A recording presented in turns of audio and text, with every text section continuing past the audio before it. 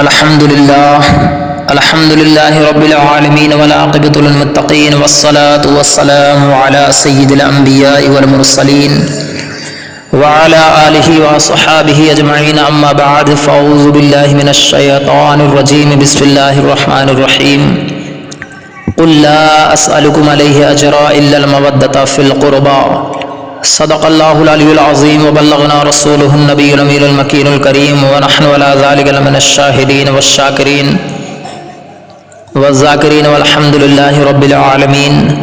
ہزار بار بشویم دہن ز مشک و گلاب ہنوز نام تو گفتن کمال بے ادبی۔ حضرات محترم، آئیے کو سرز گزارش سے پیشتر بارگاہ نبوت و رسالت میں عقیدت و محبت کے ساتھ درود پاک پڑھے اللہم صلی علی سیدنا شفیعنا حبیبنا مولانا محمد وآلہ وسلم صلاۃ و سلام علیک یا رسول اللہ صلی اللہ تعالی علیہ وسلم۔ اللہ تبارک و تعالیٰ کی حمد و ثنا کے بعد آقا کریم صلی اللہ علیہ وسلم پر اپنی عقیدت و محبت و ارادتوں کا خراج پیش کرنے کے بعد معزز سامعین، السلام علیکم ورحمۃ اللہ تعالیٰ وبرکاتہ۔ حضرات محترم، ہر روز کی طرح آج بھی میں آپ لوگوں کے سامنے ذکر امام حسن رضی اللہ تعالیٰ عنہ کے تعلق سے چند باتیں اختصاراً پیش کرنے کی سعادت حاصل کرنے کے لیے حاضر ہوں۔ رب تبارک و تعالیٰ کی بارگاہ میں دعا کرے اللہ تبارک و تعالیٰ ہمارے زبان پر کلمہ حق جاری فرمائے۔ اللہ تبارک و تعالیٰ ہمیں حق بولنے، حق سننے، حق پر عمل کرنے کی توفیق و رفیق عطا فرمائے۔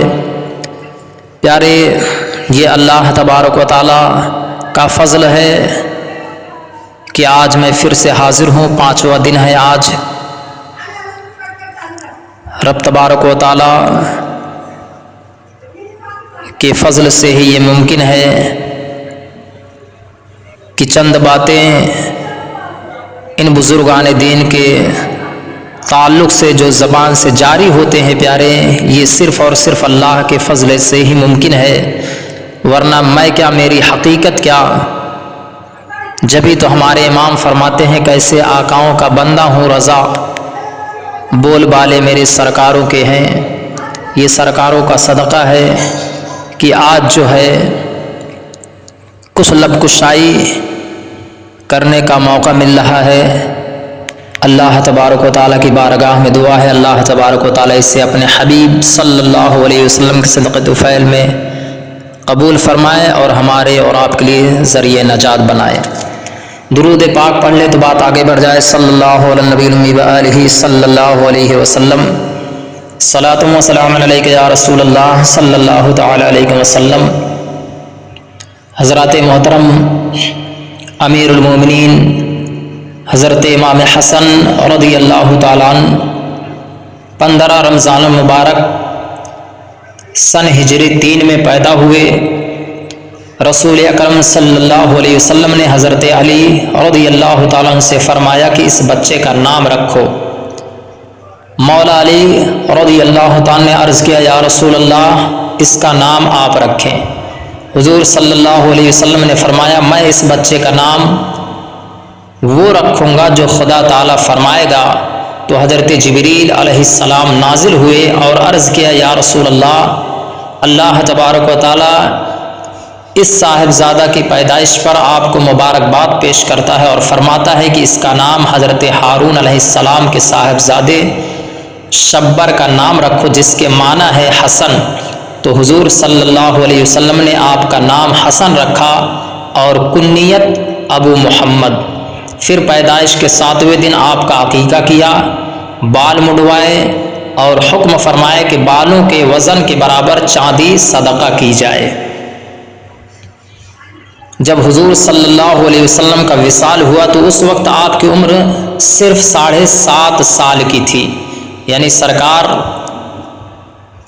سرکار مدینہ صلی اللہ علیہ وسلم کا جب وصال ہوا تو اس وقت آپ کی یعنی حضرت امام حسن رضی اللہ تعالیٰ کی عمر پاک کتنی تھی؟ صرف 7.5 سال۔ اس کے باوجود آپ سے بہت سی حدیثیں مروی ہے۔ صاحب تلقیح نے آپ کا ذکر ان صحابہ میں کیا ہے جن سے 13 حدیثیں روایت کی گئی ہے۔ 7.5 سال کی عمر ہی کیا ہوتی ہے، آپ اندازہ لگائیے پیارے۔ اس وقت اتنی حدیثوں کا یاد رکھنا اور نقل کرنا آپ کے حافظے کا کمال ہے۔ یہ کمال اور خوبی ہے حضرت امام حسن رضی اللہ تعالیٰ عنہ کی۔ آپ شکل و صورت میں اپنے نانا جان پیارے مصطفیٰ صلی اللہ علیہ وسلم سے بہت مشابہ تھے۔ حضرت علی رضی اللہ تعالیٰ فرماتے ہیں حضرت امام حسن سر سے لے کر سینے تک رسول اللہ صلی اللہ علیہ وسلم سے بہت مشابہ ہیں، اور حضرت امام حسین رضی اللہ تعالیٰ نبی کریم صلی اللہ علیہ وسلم کے جسم اقدس کے نچلے حصے سے بہت مشابہ ہیں۔ جبھی تو اعلیٰ حضرت رحمت اللہ تعالیٰ علیہ ارشاد فرماتے ہیں ایک سینہ تک مشابہ، ایک وہاں سے پاؤں تک، حسن سبتین ان کے جاموں میں ہے نوشا نور کا، صاف شکل پاک ہے دونوں کے ملنے سے آیا، ختم توأم میں لکھا ہے یہ دو برقع نور کا۔ اور ارشاد فرماتے ہیں معدوم نہ تھا سایہ شاہ ثقلین، اس نور کی جلوہ گاہ تھی ذات حسنین، تمثیل نے اس سائے کے 2 حصے کیے، آدھے سے حسن بنے ہیں آدھے سے حسین۔ حضرت امام حسن مجتبی رضی اللہ تعالیٰ عنہ کے فضائل میں بہت سی حدیثیں مروی ہیں، جن میں کچھ پیش کرتا ہوں، آپ سماعت فرما لیں۔ حضرت ابو بکر صدیق رضی اللہ تعالیٰ سے روایت ہے، انہوں نے فرمایا کہ میں نے رسول اللہ صلی اللہ علیہ وسلم کو دیکھا کہ آپ کا منبر پر فرما رہے ہیں۔ امیر المومنین حضرت ابو بکر صدیق رضی اللہ تعالیٰ کیا فرما رہے ہیں کہ میں نے حضور صلی اللہ علیہ وسلم کو دیکھا کہ آپ منبر پر رونق افروز ہیں، اور حضرت امام حسن آپ کے پہلو میں ہیں۔ آپ کبھی صحابہ کی طرف توجہ فرماتے اور کبھی ان کی طرف، اور فرمایا میرا بیٹا یہ سردار ہے، امید ہے کہ اللہ تعالیٰ اس کے ذریعے مسلمانوں کے 2 گروہوں کے درمیان مصالحت یعنی صلح کرا دے گا۔ بخاری شریف کی حدیث پاک ہے۔ اور حضرت عبداللہ بن زبیر رضی اللہ تعالیٰ عنہما نے فرمایا کہ میں نے دیکھا رسول اللہ صلی اللہ علیہ وسلم سجدے میں ہوتے اور حضرت حسن آتے تو آپ کی گردن مبارک یا پشت مبارک پر سوار ہو جاتے تو آپ انہیں اتارتے نہیں تھے، وہ خود ہی اتر جاتے تھے، اور میں نے دیکھا کہ آپ رکوع کی حالت میں ہوتے تو اپنے پیروں کے درمیان اتنا فاصلہ کر دیتے کہ حضرت حسن ان کے درمیان سے دوسری طرف گزر جاتے۔ اس طریقے سے حضور صلی اللہ علیہ وسلم اپنے امام حسن رضی اللہ تعالیٰ سے کیسی محبت تھی سرکار کو۔ اور حضرت بن برا عازب رضی اللہ تعالیٰ عنہ فرماتے ہیں کہ میں نے رسول اکرم صلی اللہ علیہ وسلم کو دیکھا کہ آپ حضرت حسن رضی اللہ تعالیٰ عنہ کو اپنے کندھے پر بٹھائے ہوئے ہیں اور دعا فرما رہے ہیں۔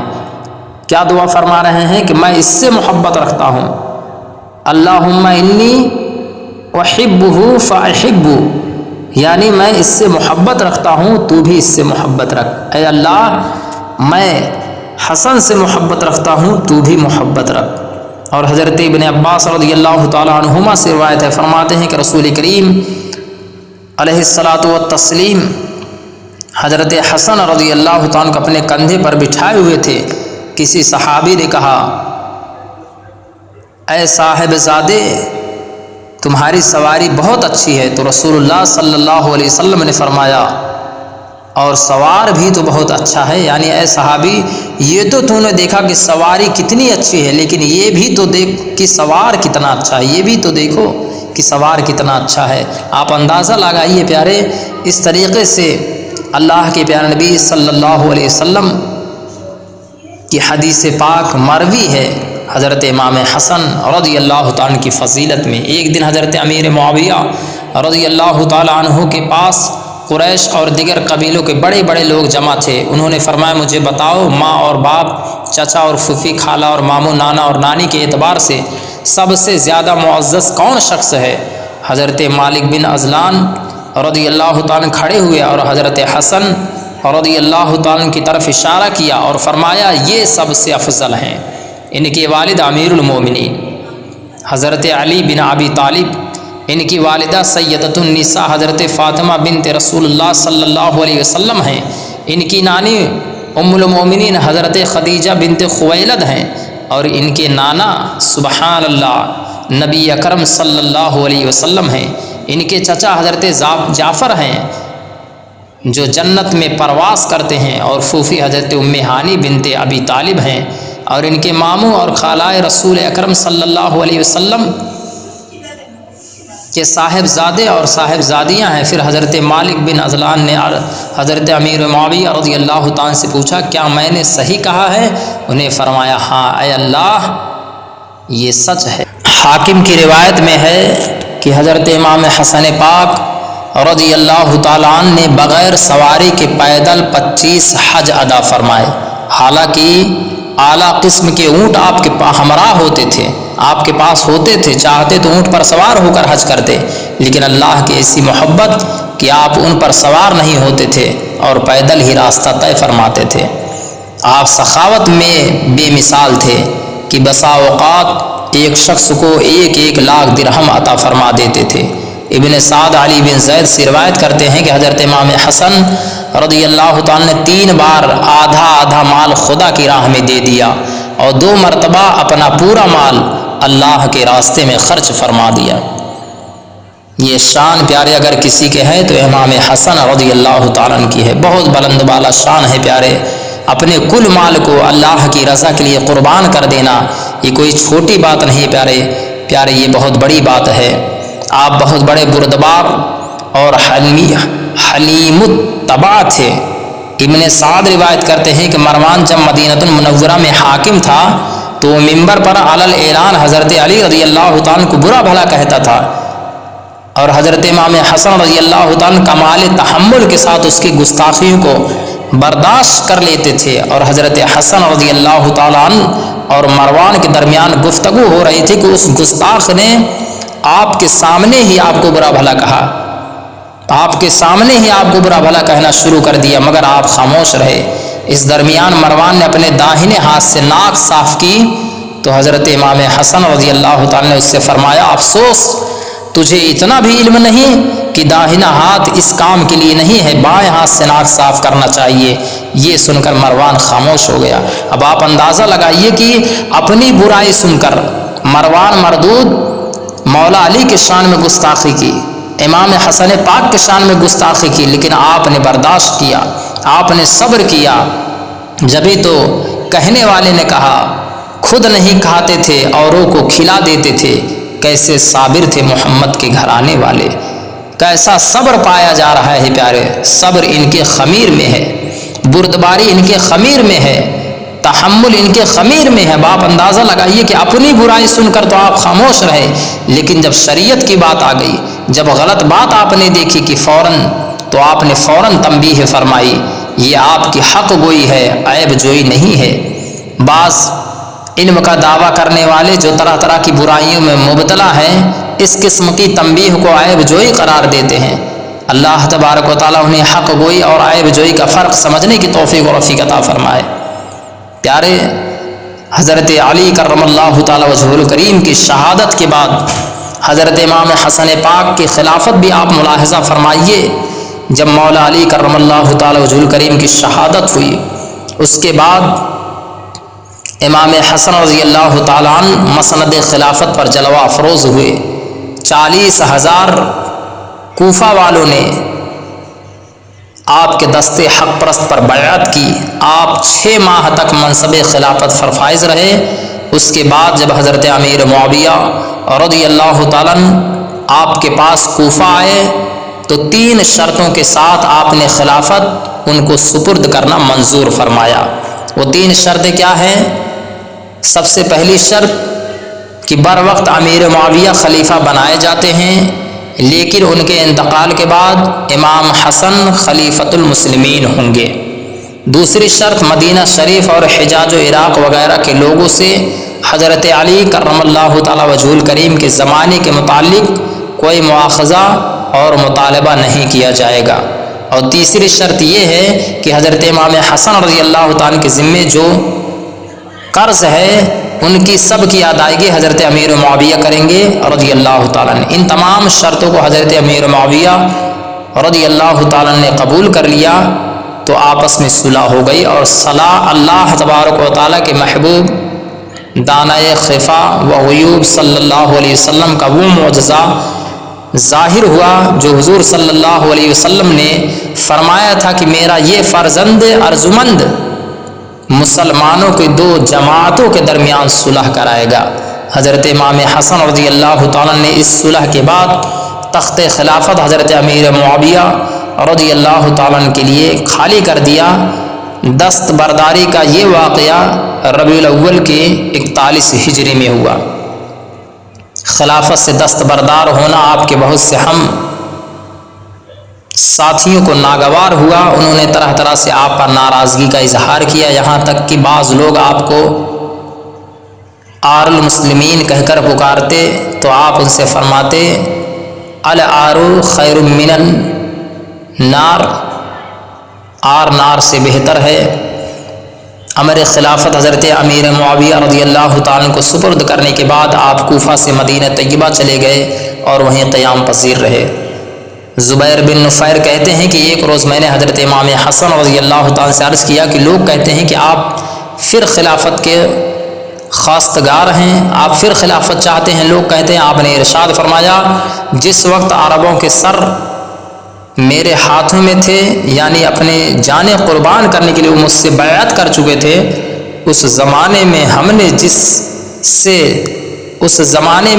جس سے چاہتے ان کو لڑا دیتے، لیکن میں اس وقت محض اللہ کی رضامندی حاصل کرنے کے لیے خلافت سے دست بردار ہو گیا اور امت محمدیہ کا خون نہیں بہنے دیا۔ تو جس خلافت سے میں صرف اللہ کی رضامندی حاصل کرنے کے لیے دست بردار ہو گیا ہوں، اب لوگوں کی خوشی کے لیے میں اسے دوبارہ نہیں حاصل کر سکتا۔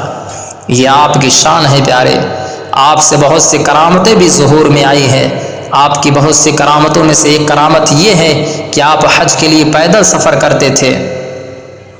ایک مرتبہ آپ پیدل حج کے لیے سفر کر رہے تھے کہ آپ کے پیروں میں ورم آ گیا۔ آپ کی کسی غلام نے عرض کیا کاش آپ کسی سواری پر سوار ہو جائیں تاکہ ورم کم ہو جائے۔ آپ نے اس کی درخواست قبول نہ کی اور فرمایا جب تم منزل پر پہنچے گے تو تمہیں ایک حبشی ملے گا جس کے پاس کچھ تیل ہوگا، تم اس سے خرید لینا۔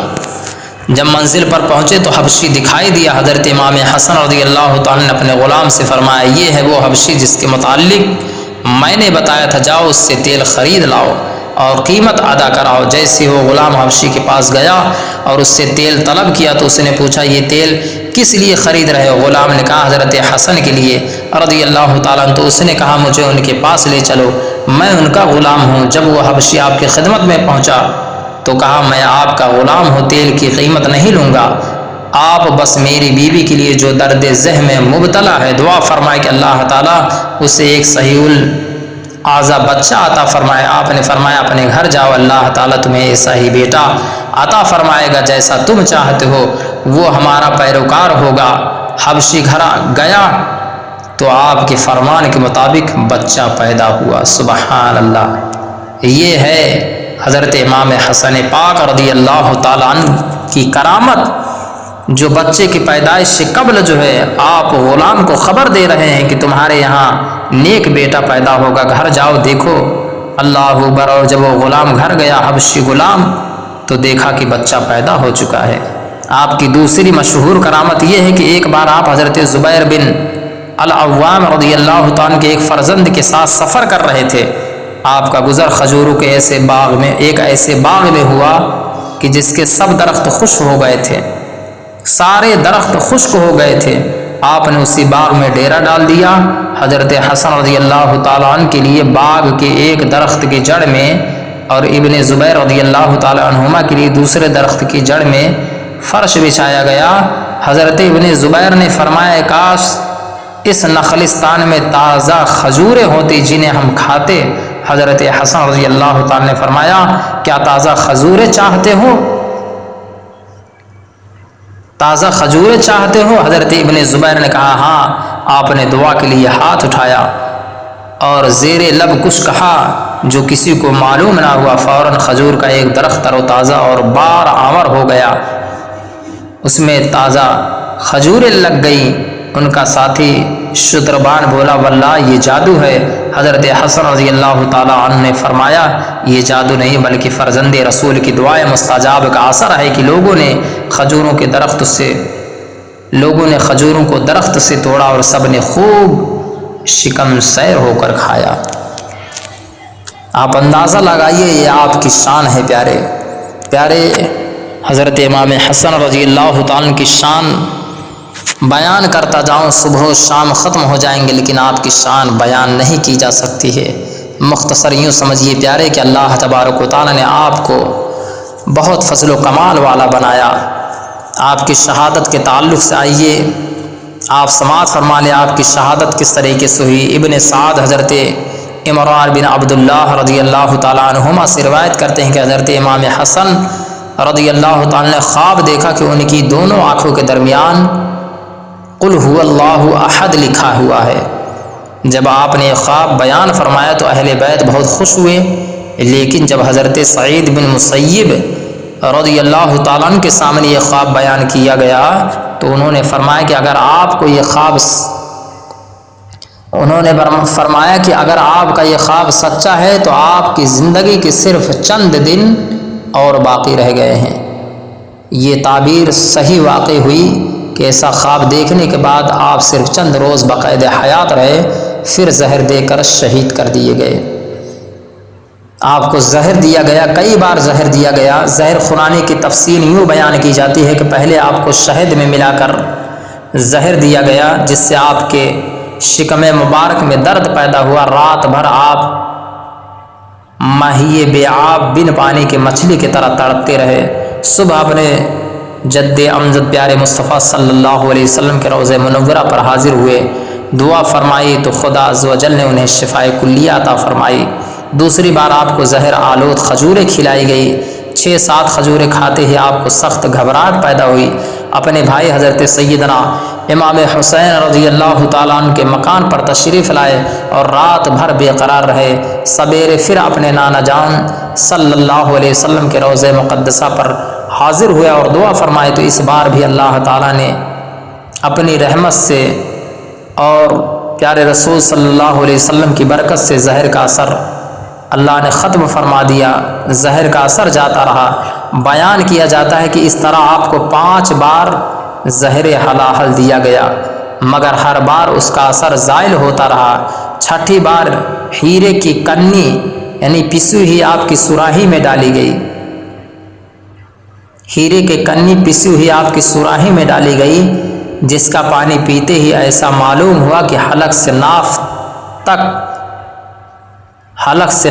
پھٹ گیا اور دل کے ٹکڑے ٹکڑے ہو گیا۔ آپ بے قراری میں مرغے بسمل کی طرح تڑپنے لگے، مسلسل قے ہونے لگی اور دست بھی جاری ہوا، جس کے ساتھ جگر اور عطریہ کے ٹکڑے ٹکڑے کٹ کر گرنے لگے۔